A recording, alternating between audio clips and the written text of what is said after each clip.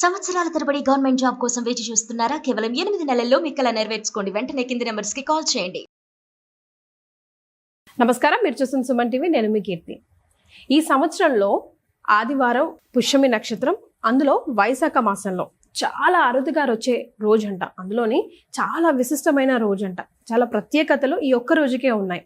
అయితే ఈ రోజు మరి ఎలాంటి పూజలు చేయాలి, ఎవరెవరిని ఆరాధించాలి, ఏ వస్తువులతో ఆరాధించాలి, ఏ సమయాల్లో ఆరాధించాలి, ఎందుకు ఆరాధించాలి, తద్వారా మనందరికీ లభించే ఫలితం చాలా చాలా అరుదుగా వచ్చే ఈ రోజుని సద్వినియోగం చేసుకుంటే అనంతంగా ఫలితం లభిస్తుంది అంటున్నారు ప్రముఖ ఆస్ట్రాలజర్ బ్రహ్మశ్రీ నందిబట్ల శ్రీహరి శర్మ గురుగారు. స్వయాన వారే మనతో పాటు ఉన్నారు కాబట్టి గురుగారిని అడిగి తెలుసుకుందాం. నమస్తే గురుగారు. వాగర్థావివ సంపృక్తౌ వాగర్థ ప్రతిపత్తయే జగతః పితరౌ వందే పార్వతీ పరమేశ్వరౌ. ఆదిత్యాయ చ సోమాయ మంగళాయ బుధాయ చ గురుశుక్ర శనిభ్యశ్చ రాహవే కేతవే నమః.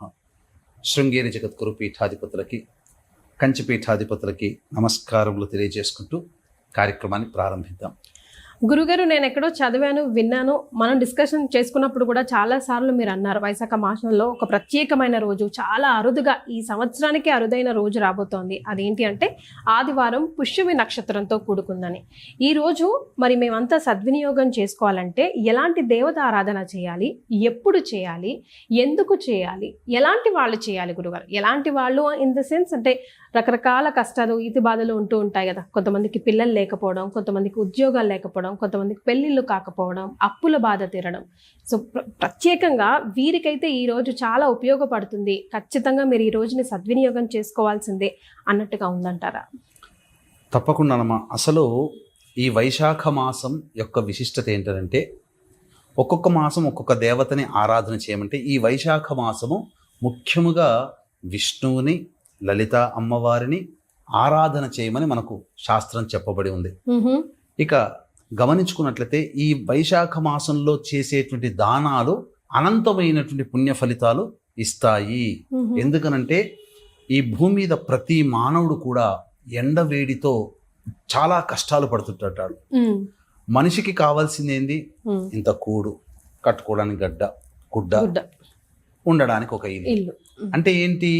మంచి భోజనము, అలాగే మంచి వస్త్రము, అంటే ఎండ వేడి నుంచి కాపాడగలిగేటువంటిది వస్త్రము, అలాగే ఆచ్ఛాదనం, చల్లటి స్థితి ఉండేటువంటి నీడని, ఇవన్నీ కలిగించేటువంటి ఎవరైతే దానము చేస్తారో వాళ్ళకందరికీ కూడా విష్ణు యొక్క అనుగ్రహం కలగడం, తద్వారా అన్ని విధాల సుఖ సౌఖ్యాలు కలుగుతాయి. అంటే శాస్త్రంలో ఏదో లక్షల కొద్ది, కోట్ల కొద్ది, వేల కొలది పెట్టి దానం చేయమని ఎక్కడా చెప్పబడలేదు. చాలా సులువైనటువంటి దానములు చేయమన్నది.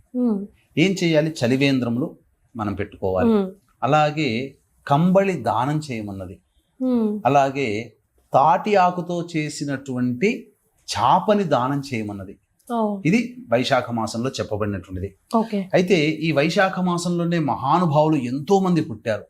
ఈ వైశాఖ మాసంలోనే మనకు నృసింహ జయంతి వస్తుంది, అక్షయ తృతీయ, అలాగే పరమాచార్యుడైనటువంటి ఆదిశంకర భగవత్పాదుల వారు, రామానుజాచార్యుల వారి జన్మ, గొప్ప గొప్ప సంఘానికి, ఈ యొక్క సమాజానికి మేలు చేసినటువంటి వాళ్ళందరూ కూడా ఈ వైశాఖ మాసంలో జన్మించినటువంటి వాళ్ళే. అయితే ఈ వైశాఖ మాసం, ఈ 2025 సంవత్సరంలో వచ్చే వైశాఖ మాసంలో అత్యంత శుభమైనటువంటి పుణ్యమైనటువంటి రోజు, అత్యంత అరుదుగా వచ్చేటువంటిది. నాకు తెలిసి ఈ సంవత్సరం అత్యంత అరుదుగా వైశాఖ మాసంలో వచ్చే గొప్పదైనటువంటి రోజు రేపు వచ్చేటువంటి రోజమ్మ, ఆదివారం గురుగారు. ఆదివారము మరియు పుష్యమి నక్షత్రము, విశేషంగా సప్తమి తిథి, భాను సప్తమి అని అంటారు. ఈ యొక్క తిథిని పురస్కరించుకొని కొన్ని పరిహారాలు గనక మానవుడు గనక చేసుకుంటే తప్పకుండా ఎంతో గొప్పదైనటువంటి పుణ్య ఫలితం కలుగుతుంది. అంటే ఎందుకు చెప్తున్నానంటేనమ్మా, అతి శీఘ్రంగా ఫలితాలు ఇచ్చేటువంటి నక్షత్రాలలో పుష్యమి నక్షత్రం చాలా గొప్పది గురుగారు. దేవతా గణానికి సంబంధించినటువంటి నక్షత్రము. మరియు పుష్యమి నక్షత్రానికి భగవానుడు శని అయితే దేవత బృహస్పతి. అందుకనే పుష్యమి నక్షత్రానికి ప్రారంభం ఓం బృహస్పతిర్నః పరిపాతు పశ్చాత్, బృహస్పతి అనే నామంతో ఈ యొక్క పుష్యమి నక్షత్రం ప్రారంభమవుతుంది. ఈ పుష్యమి నక్షత్రానికి ఉన్నటువంటి గొప్ప విశిష్టత ఏంటంటే పోషించేది. అంటే ఒక తల్లి, ఒక తండ్రి, ఒక రాజు కన్నబిడ్డలుగా ఎలా అయితే ప్రజలని, తన సంతానాన్ని తల్లిదండ్రులు ఎలా పోషిస్తారో, ఈ పుష్యమి నక్షత్రంలో చేపట్టినటువంటి కార్యక్రమాల ద్వారా ఈ నక్షత్రానికి దేవత అయినటువంటి బృహస్పతి ఆ విధంగా ఆ కార్యక్రమాలు చేపట్టినటువంటి పనులన్నీ కూడాను సజావుగా పూర్తి చేస్తాడు. విస్తరించడం గురుగారు, స్ప్రెడ్డింగ్ సజావుగా పూర్తి చేస్తాడు, పోషింపబడతాడు. అంటే ఆ పనిని పూర్తిగా కంప్లీట్ చేస్తాడు అని అర్థం. గురుగారు, ఇప్పుడు పుష్యమి నక్షత్రం అనగానే జనరల్ గా ఇప్పుడు మీరు చెప్పారు లలిత అమ్మవారు అండ్ విష్ణుమూర్తి, కానీ మీరు కూడా చాలా సందర్భాల్లో పుష్యమి నక్షత్రం ముఖ్యంగా వచ్చినప్పుడు రావి చెట్టుకి ప్రదక్షిణలు కానివ్వండి, లేదా ఆరాధన చేయడం కానివ్వండి, చక్కెర పోయడం కానీ, పాలు ఎందుకు ఆ లింక్ ఏంటి గురుగారు రావి చెట్టుకి పుష్యమి నక్షత్రం? అంటే ప్రధానంగా రావి చెట్టు అనేటువంటిది త్రిమూర్తుల స్వరూపముగా చెప్పబడి ఉంది. కాబట్టి విష్ణువుని పూజించే వాళ్ళైనా, ఈశ్వరుని పూజించే వాళ్ళైనా, లలిత అమ్మవారిని పూజించే వాళ్ళైనా రావి చెట్టు దగ్గర గనక చేసినటువంటి పూజ సత్ఫలితాలను ఇస్తుంది. ఇటువంటి ఆదివారము పుష్యమి నక్షత్రము రావడం చాలా అరుదు. పుష్యార్క యోగము అంటారు. ఈ ఆదివారము రవికి సంబంధించినటువంటిది. తర్వాత ఆ సప్తమి తిథి కూడా ఉండడం చాలా గొప్పది. కాబట్టి ఈ రోజున చేసేటువంటి పూజ కానీ, జపం కానీ రావి చెట్టు దగ్గర చేసిన, రావి చెట్టు చుట్టూ నారాయణాయ నమః అంటూ 27 ప్రదక్షిణలు చేసిన, లేదా శివనామ జపం చేసుకుంటూ శివాయ నమః అంటూ 27 ప్రదక్షిణలు చేసి శివాష్టోత్తరమో, లలితా సహస్రనామమో, లేకపోతే ఈ సంబంధించినటువంటి విష్ణు సహస్రనామము గనక పారాయణం చేసినట్లయితే అనంతమైనటువంటి ఫలితాన్ని కలగచేస్తుంది. ముఖ్యంగా ఈ రోజు చేసేటువంటి పని అతి శీఘ్రంగా నెరవేరుతుంది. వీక్షించేటువంటి సుమన్ టీవీ ప్రేక్షకులు కూడా ఏ సమస్య అనుకున్న సంకల్పం మీ మనస్సులో అనుకుంటే ఆ సమస్య తీరిపోవాలి అంటే ఈ రోజున ఇప్పుడు చెప్పబోయేటువంటి పరిహారము చాలా చిన్నగానైనా కానీ చేయవచ్చు గురుగారు. అంటే మనకు సమయం ఇక్కడ చాలా ప్రధానమమ్మ. మీరు ఇంతకుముందు అడిగారు ఏ సమయంలో చేయాలి అని చెప్పి. అమ్మవారి ఆరాధన కానీ, అయ్యవారి ఆరాధన కానీ విశేషమైన సమయం అంటూ ఉందా గురుగారు ఈ రోజు? ఎందుకనంటే ప్రధానంగా సప్తమి తిథి ఉదయం 7:20 వరకు ఉంది. పుష్యమి నక్షత్రం 9:50 వరకు ఉంది. కాబట్టి ఈ లోపలనే మనం పూజ చేయాలి. పైగా మేష లగ్నము, చరలగ్నము అంటే చేపట్టినటువంటి పని చక చక చక చక సాగిపోవాలి. ఓకే, అంటే ఈ రోజు ఏదైనా మంచి పనులను ప్రారంభించండి అంటున్నారా? ప్రారంభించినా మంచిదే. వైశాఖ మాసము శుద్ధము అనగా శుద్ధము మరియు సప్తమి తిథి, పుష్యమి నక్షత్రం ఉండడం, అనుకున్నటువంటి పని పూర్తి తొందరగా అయిపోవాలనుకునేటువంటి వాళ్ళు ఉదయమే సూర్యోదయం 5:54 ప్రారంభమవుతుంది. కాబట్టి సూర్యోదయానికి ముందే లేచి కాలకృత్యాదులన్నీ తీర్చుకొని 5:54 కల్లా విష్ణు ఆరాధన చేయండి. ఎలా విష్ణు ఆరాధన అన్నప్పుడు చక్కగా ఉదయిస్తున్నటువంటి సూర్యుడికి నమస్కారం చేసి సూర్యాష్టకం 6 సార్లు చదివి 11 సార్లు సూర్యునికి అర్ఘ్యం ఇచ్చిన తర్వాత ఇంట్లోనైనా కానీ లేదా తులసి చెట్టు దగ్గరనైనా కానీ ఆవు నేతితో దీపారాధన చేసి విష్ణు సహస్రనామ పారాయణం చేయడం. ఈ విధంగా చేయాలి. ఈ విధంగా చేసినటువంటి వాళ్ళకి విష్ణు అనుగ్రహం వలన చేపట్టినటువంటి పని తొందరగా అవుతుంది. ఈ రోజున ఇంకొక విశేషం ఏంటంటేనమ్మా, చాలా మంది ఈ యొక్క శ్వేతార్క గణపతిని పూజ చేస్తారు. కాబట్టి శ్వేతార్కం అంటే దాదాపుగా 25 సంవత్సరాలు వయసున్నటువంటి వృక్షంలో ఆటోమేటిక్ గా గణపతి ఆకారంతో తయారవుతుంది. ఇప్పుడు మార్కెట్ లో దొరికి అమ్మేటివి ఏవి కూడాను సరైనటువంటి కావు. కాబట్టి ముందు రోజే వెళ్ళి సాయంకాలం కల్లా సూర్యాస్తమయం కన్నా ముందు రోజు వెళ్ళి ఆ జిల్లేడు చెట్టుకి నమస్కారం చేసుకొని జిల్లేడు యొక్క కాండమును కానీ వీలైతే దొరికితే వేరుడు కానీ తెచ్చుకొని చక్కగా శుభ్రపరిచి ఉదయం సమయంలో ఉదయిస్తున్నటువంటి సూర్యునికి సంబంధించి ఒక్కసారి ఆచ్ఛాదన చూపించి అప్పుడు ఇంట్లో ఆ కాండానికి కానీ ఆ వేరుకి కానీ చక్కగా పూజా మందిరంలో పెట్టుకొని జిల్లేడు ఒత్తులతో 5 ఒత్తులతో దొరుకుతాయా గురుగారు? షాపులో దొరుకుతాయి. జిల్లేడు ఒత్తులని విప్ప నూనెలో వేసి 5 ఒత్తులతో దీపారాధన చేసి గణపతికి మూలమంత్ర జపం, దాని ముందు ఎదురుగా కూర్చొని గణపతి మూలమంత్ర జపం ఓం గం గణపతయే నమః, ఓం గం గణపతయే నమః అనాలా గురుగారు? గణాధిపతయే నమః అనాలా? ఓం గం గణపతయే నమః అంటే చాలు. ఈ విధంగా 1008 సార్లు చేసి చక్కగా జపం చేసి మనస్సులో ఓం గం గణపతయే నమః అనుకుంటూ ఆవు పాలతో చక్కగా అభిషేకం ఆ వేరుకు కానీ లేకపోతే కాండానికి కానీ చేసి తదనంతరం ఆ ఇంట్లో స్థిర లగ్నం ఎప్పటి నుంచి 6:30 నుంచి 8:30 వరకు ఉంటుంది వృషభ లగ్నం. కానీ 7:20 వరకు మాత్రమే సప్తమి తిథి ఉన్నటువంటి కారణం చేత అప్పుడు మీరు ఆ సమయంలో 7:20 లోపల 6:30 నుంచి 7:20 లోపల ఈ సంబంధించినటువంటి చెప్పబడినటువంటి వినాయకుడి సంబంధించినటువంటి శ్వేతార్కం మీద ఆ పూజ అప్పుడు చేసుకోవాలి. చేసుకొని ఇంట్లో పూజా మందిరంలో కానీ పెట్టినట్లయితే ఆ గణపతి స్థిరంగా ఆ ఇంట్లో ఉంటాడు. అంటే చరలగ్నంలో సంపాదించి పెట్టుకొని తెచ్చుకున్నటువంటిది మూలమంత్ర జపం అప్పుడు చేసి 5:54 నుంచి 6:34 వరకు ఓం గం గణపతయే నమః అనేటువంటి నామాన్ని జపం చేసి అప్పుడు 6:30 నుంచి 7:20 మధ్య కాలంలో ఆ వేరుకి ఆ శ్వేతార్క అనగా జిల్లేడు చెట్టు తెల్ల జిల్లేడు కూడా కాదు, తెల్ల జిల్లేడు వేరుకు కానీ కాండానికి కానీ పూజ చేసి లేదా శ్వేతార్క గణపతి దొరికితే ఆ గణపతికైనా కానీ అభిషేకము పూజ అర్చన చేసి 7:20 లోపల పూజా మందిరంలో స్థాపితం గనక చేసుకుంటే ఆ ఇంట్లో లక్ష్మీదేవి స్థిరంగా ఉంటుంది. ఇక ఆ రోజు నుంచి ఆ మానవుడు చేపట్టినటువంటి పనులకి ఎటువంటి ఆటంకాలు ఉండవు.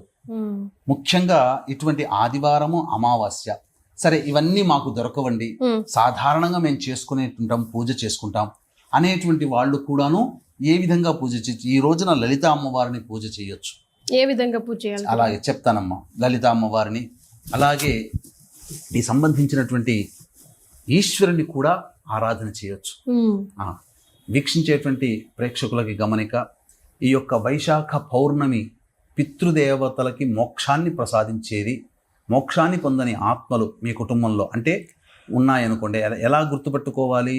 తండ్రి వైపు 6 తరాలు లేదా భర్త వైపు 6 తరాలు, తల్లి వైపు 3 తరాలు లేదా భార్య వైపు 3 తరాల్లో దుర్మరణాలు అంటే road accident, fire accident, suicide attempt, నదిలో బావిలో పడి చనిపోవడం, ఇంట్లోంచి వెళ్ళిపోవడం, లివర్ ఫెయిల్యూర్, కిడ్నీ ఫెయిల్యూర్, క్యాన్సర్తో చనిపోవడం, 60 సంవత్సరాల లోపల కుటుంబ సభ్యులు ఏ విధంగా మరణించినా, అసలు కుటుంబంలో పిండ ప్రదానాలు చేయకపోయినా, వీటి వల్ల కుటుంబంలో స్త్రీ శాపము, గురు శాపము, పితృశాపము, దైవ శాపము, సర్పశాపాలు అనేటువంటివి కలుగుతాయి. దీని ప్రభావం వల్ల కుటుంబంలో వ్యక్తులకి వివాహాలు కాకపోవడం, దాంపత్యం సరిగ్గా ఉండకపోవడం, సంతానం కలగకపోవడం, ఒకప్పుడు గొప్పగా బతికి పూర్తిగా నష్టపోతారు. జీవితంలో అన్నీ నష్టపోతుంటుంటారు.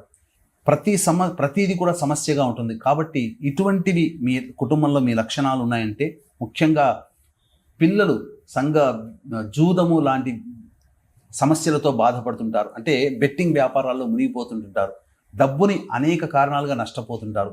ఇటువంటి సమస్యలు కనుక ఉంటే అవి సమస్యల నివారణకి వైశాఖ పౌర్ణమి సందర్భంగా ఈ యొక్క పితృదోషము, స్త్రీ శాపము, గురు శాపము, దైవ శాపం, సర్పశాప నివృత్తికి పూజ హోమాది కార్యక్రమాలన్నింటినీ జరిపించడం జరుగుతుంది. 10వ తారీఖు లోపల మీరు నమోదు చేసుకోవచ్చు. ఇప్పుడు ప్రతి వృత్తిలో మంచి చెడు ఉన్నట్టుగానే ఈ యొక్క పూజల పేరిట చాలామంది అంటే ఉన్నవే 27 నక్షత్రాలు. ఆ 27 నక్షత్రాల్లో కొన్ని నక్షత్రాల్లో పుడితే నక్షత్ర జనన దోషము, నక్షత్ర జనన శాంతి చేయించుకోవాలి. కానీ ఈ ఉన్న 27 నక్షత్రాల్లో 19 నక్షత్రాల్లో పుట్టడం వల్ల స్త్రీ శాపము, పితృశాపాలు, సర్పశాపాలు ఉంటున్నాయని చెప్పి భయభ్రాంతులకి గురి చేస్తున్నారు. పైగా ఈ పూజ 3 నుంచి 4 గంటలు జరపాల్సినటువంటి పూజ నామమాత్రముగా పురాణోక్తముగా ఒక్క బ్రాహ్మణుని పెట్టి 45 లేదా 1 గంటలో ఆ పూజ చేయించి మమ అనిపిస్తున్నారు. కాబట్టి మోసం చేసేవాళ్ళు ఎంతమంది ఎప్పుడూ ఉన్నప్పటికీ కూడా మోసపోకుండా ఉండడమే మన కర్తవ్యం. కాబట్టి నిజాయితీగా జరిపించేటువంటి కార్యక్రమంలో 2013 నుంచి ఈ కార్యక్రమాలు జరిపిస్తున్నాం. అవకాశం ఉన్న వాళ్ళు కార్యక్రమ తదనంతరం కాంటాక్ట్ చేసి అటువంటి 19 నక్షత్రాల్లో పుడితే దోషం అని చెప్పి భయభ్రాంతులకు గురి చేసే వాళ్ళ బారిన పడకుండా చక్కగా చెప్పిన లక్షణాలు ఉంటే అది నిజమని నమ్మి కార్యక్రమంలో పాల్గొనే ప్రయత్నం చేయండి. 12వ తారీఖు రోజున పౌర్ణమి రోజున చేసి సముద్ర స్నానం చేయడం ద్వారా పితృదోషాలు తొలగిపోతాయి. ఇక లలిత అమ్మవారికి సంబంధించి చెప్పాం కదమ్మా, ఉదయమే కాలకృత్యాదులు తీర్చుకొని 5:54 సూర్యోదయం అవుతుంది. ఆ సూర్యోదయం సమయంలో లలిత అమ్మవారి చిత్రపటానికి వేసి ఎర్ర జిల్లేడు లేదా తెల్ల జిల్లేడు దొరికితే చాలా మంచిది. తెల్ల జిల్లేడు పూలమాలని అమ్మవారికి వేసి లలితా సహస్రనామ పారాయణం చేసి పులగం నైవేద్యంగా పెట్టాలి. విష్ణువుకి సంబంధించి తులసిమాల వేసి విష్ణు సహస్రనామ పారాయణం, ఈశ్వరుడికి సంబంధించి చెప్తానమ్మా. తెల్ల జిల్లేడు పూల ఈశ్వరుడికి వేసి అప్పుడు ఈ యొక్క శివ సహస్రనామ పారాయణం చేయాలి. అన్నిటికంటే ముఖ్యంగా గమనించాల్సినటువంటి అంశం ఏంటంటే ఈ యొక్క పూజ చేసేటప్పుడు అర్చన చేస్తారు కదా, ఈ అర్చన చేసేటప్పుడు విశేషంగా ఈ వైశాఖ మాసంలో ఏ దేవత ఆరాధన చేసినా దవనము, మరుమము ఇవి రెండు దొరుకుతాయి. మరుమం అంటే దొరుకుతుందమ్మా విడివిడిగా మనకు. ఇప్పుడు చెప్పాలి అంటే ఎక్కడ పూజ సామాగ్రిలో దొరుకుతుంది, కానీ చాలా రేరుగా దొరుకుతుంది. ఎందుకంటే నేను ఈ మధ్యనే దవనంతో కూడా ఇంట్లో ఒక పూజ చేయడం జరిగింది. దవనము విశేషము, అలాగే మరుమము కూడా విశేషం. ఈ రెండు ఆకులతో గనక పూజ చేస్తే చాలా దేవతలు అతి శీఘ్రంగా ఫలితాలు ఇస్తారట. ఈ వైశాఖ మాసంలోనే చెయ్యాలి. ఈ విధంగా చేసినట్లయితే తప్పకుండా మంచి జరుగుతుంది. ఉద్యోగం రాని వాళ్ళు ఈశ్వరుడికి అభిషేకం జరిపించి తెల్ల జిల్లేడు పూలతో అర్చన చేస్తే, లేదా ఎర్ర జిల్లేడు పూలతో విష్ణువునికి అర్చన చేస్తే అతి శీఘ్రంగా దొరుకుతుంది ఉద్యోగం.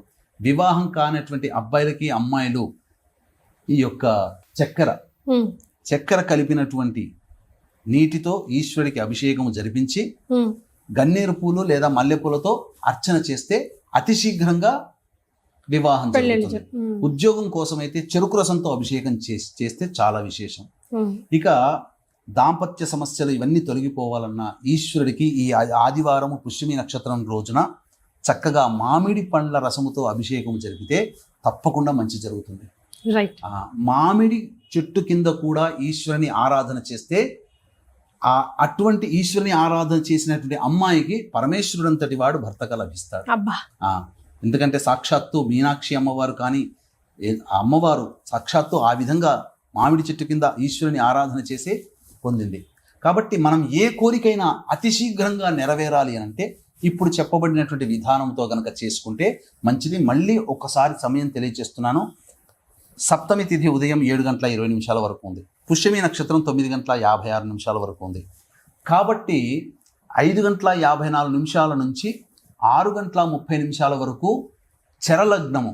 కాబట్టి మీరు ఏ దేవత ఆరాధన చేయాలనుకుంటున్నారో ఆ దేవత చిత్రపటానికి పూలమాల వేసి ఆ దేవత ఆరాధన చేసి చక్కగా అభిషేకము, పూజ ఇవన్నీ కూడా అనగా నామజపం చేసి స్థిర లగ్నము, వృషభ లగ్నము 6:30 నుంచి 8:30 వరకు. అయితే 7:20 వరకు సప్తమి తిథి ఉంది కాబట్టి ఉదయం 6:30 నుంచి 7:20 మధ్యకాలంలో పూజ జపము చేసి నైవేద్యం పెట్టండి.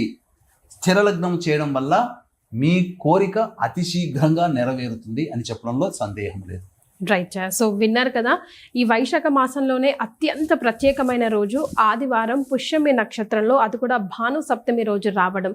ఈ రోజుని ఏ విధంగా మనం సద్వినియోగం చేసుకుంటే అతి శీఘ్రంగా మన కోరికలు ఫలిస్తాయి అన్నది గురుగారు చాలా కులంకుశంగా చెప్పారు.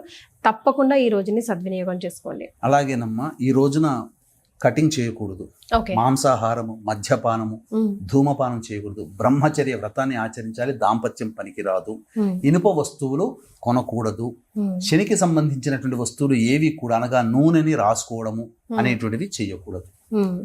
సో అసలు నూనె కొనుగోలు కూడా పనికిరాదు. నూనె, ఐరన్ కి సంబంధించినవి ఏవి కొనుగోలు కూడా చేయకూడదు. రైట్. చాలా సంతోషం గురుగారు, ధన్యవాదాలు. సర్వం శ్రీ ఉమామహేశ్వర పరబ్రహ్మార్పణమస్తు.